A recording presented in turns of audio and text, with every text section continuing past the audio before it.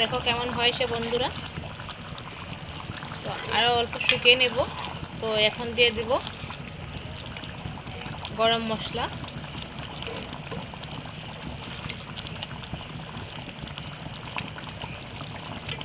যেহেতু আমরা লুচি দিয়ে খাবো তাই আমি আরও শুকনো করে বানাবো।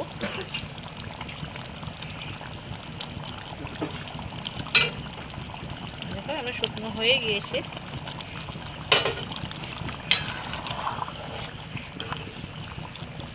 অনেক সুন্দর একটা সেন্ট বেরোচ্ছে বন্ধুরা।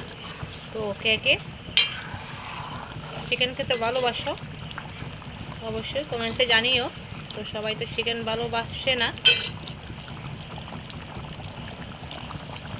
দেখো তোমাদেরকে দেখাচ্ছি, অনেক সুন্দর হয়েছে তাই না?